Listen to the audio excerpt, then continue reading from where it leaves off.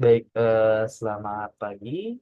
Sebelumnya perkenalkan saya Rido dengan NIM 2602097454. Nah, pada video kali ini saya akan menjelaskan untuk jawaban nomor 2 dari UAS Deep Learning. Nah, jadi pada UAS kali ini di nomor 2 kita diberikan dataset dari GitHub, yaitu adalah Fashion MNIST gitu ya. Nah, pertama kita disuruh untuk membuat yaitu adalah algoritma autoencoder untuk melakukan dimension reduction seperti itu. Nah, kemudian baik kita langsung masuk ke urutan-urutannya aja. Yang pertama kita akan melakukan import library terlebih dahulu gitu ya. Nah, ini saya melakukan instalasi karena image itu saya belum ada. Nah, kemudian saya melakukan load data gitu ya. Nah, kemudian eh, load datanya itu karena di GitHub gitu ya, dan dia memang sudah ada di Keras, jadi tinggal langsung masukin. Nah, kemudian karena saya NIM-nya itu genap gitu ya, maka kelas yang dipilih adalah T-shirt dan trouser gitu ya. Kemudian saya melakukan filter, jadi karena saya awalnya melakukan load semua data gitu ya, maka saya harus melakukan filter, yaitu yang kita pakai hanya kelas nomor 0 dan juga nomor 1. Nah, selanjutnya saya melakukan normalisasi data gitu ya, Xtrain sama Xtest gitu ya, di mana Xtrain dibagi 255, kemudian Xtest juga sama dibagi 255. Nah, kita coba view gambarnya, jadi gambarnya kurang lebih seperti ini. Nah, kemudian kita melakukan reshaping data gitu ya, eh, untuk X-train dan juga X-test-nya. Lalu pisahkan datasetnya dan pisahkan lagi menjadi training set 80% dan time set 20%. Ya, nanti akan dipisahkan lagi untuk validation set 10% dan test setnya 10%. Kurang lebih seperti itu. Nah, kemudian nanti setelah hasil itu pemisahannya kurang lebih seperti ini. Gitu ya. Nah, arsitektur baseline untuk dimension reduction dari dimensi 78428 kali 28 menjadi dimensi 128. Kita dapat menggunakan yang namanya adalah auto encoder. Pertama, kita melakukan input image-nya dulu gitu ya. 28 kali 28 dengan channel RGB-nya itu satu gitu ya. Nah, kemudian kita melakukan encoder menggunakan lapisan konvolusi dua dimensi dan max pooling dua dimensi untuk mengurangi dimensi data secara bertahap, diikuti dengan flatten dance untuk menghasilkan vektor latent dengan dimensi 128. Pertama saya melakukan encoder terlebih dahulu gitu ya, kemudian dilanjutkan dengan menggunakan decoder.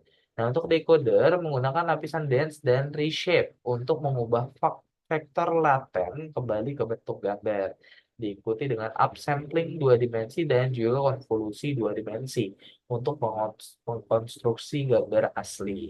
Nah, kemudian dilanjutkan dengan ini untuk kode decodernya, dan kita langsung masukin auto encoder dan encodernya itu untuk melakukan modeling gitu ya. Nah, jadi untuk modelingnya, untuk arsitektur baseline-nya kurang lebih seperti ini gitu ya. Nah, dengan layersnya gitu ya yang sudah kita susun total ada 6 layer.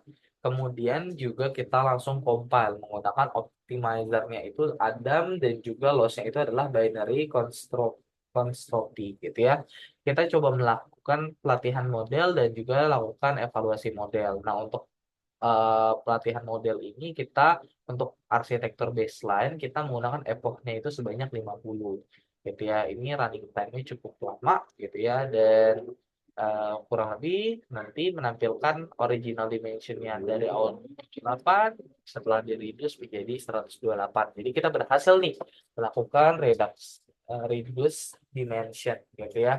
Nah, jadi kurang lebih setelah di reduce dimensinya, hasilnya kurang lebih seperti ini ya.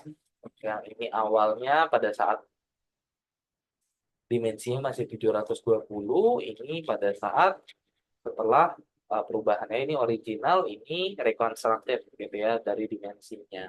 Nah, kemudian kita bisa melakukan evaluasi ya menggunakan SSIM dan dengan nilai evaluasi itu sebesar 0,785 seperti itu.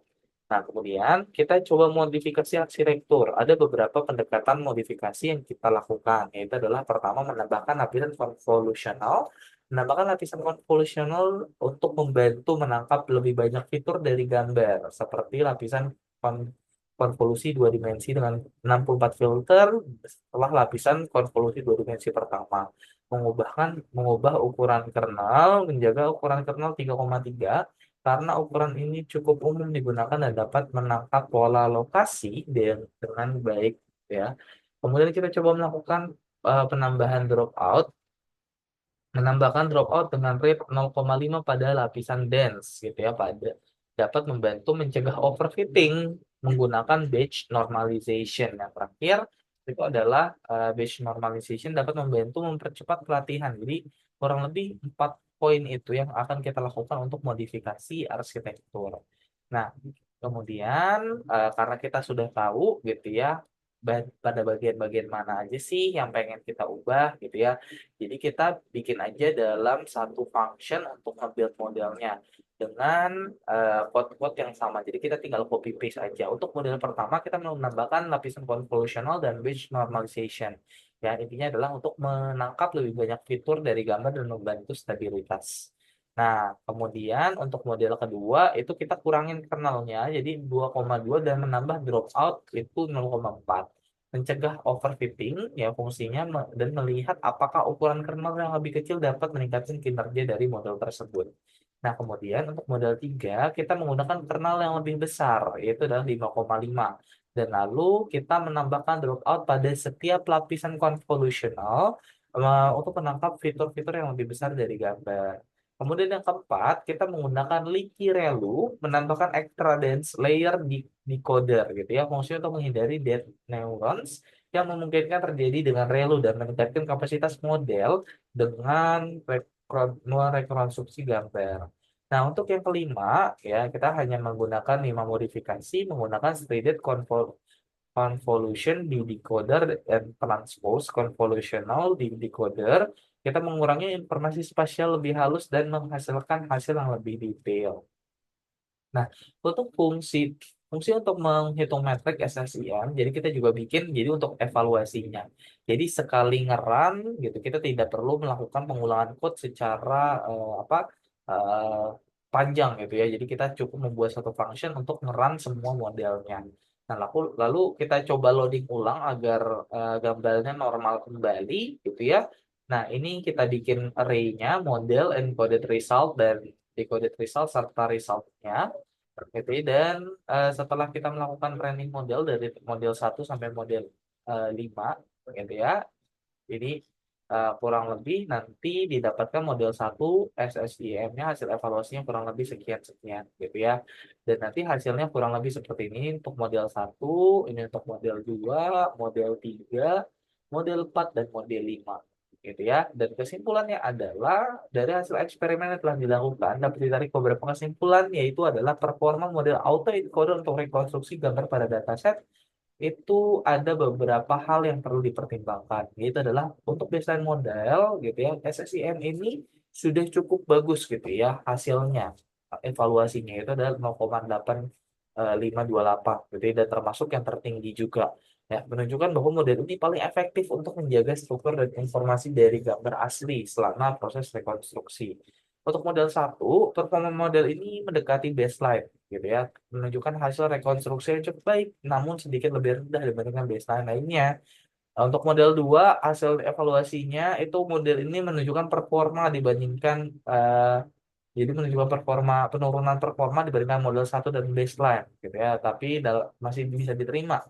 Dan untuk model 3 gitu ya, performanya paling rendah ketika diuji gitu ya, dan arsitektur digunakan tidak optimal untuk tugas rekonstruksi dataset ini. Kemudian untuk yang keempat ya, untuk model 4 yang kelima yaitu adalah model 4. Model ini menunjukkan performa yang sangat baik, hampir mendekati baseline dan menunjukkan bahwa arsitektur ini cukup efektif dalam menjaga informasi dan struktur gambar asli gambar. Dan untuk model kelima, ini model performanya lebih rendah dibandingkan 1 dan 4, tapi lebih baik dibandingkan model ketiga. Jadi kurang lebih itu evaluasi dari kesimpulan eksperimen yang sudah kita lakukan terhadap eh, apa data fashion amnes ini gitu ya. Nah, kurang lebih seperti itu. Mungkin itu aja. Dan untuk jawaban ketiga akan dilanjutkan pada video berikutnya. Terima kasih. Selamat pagi.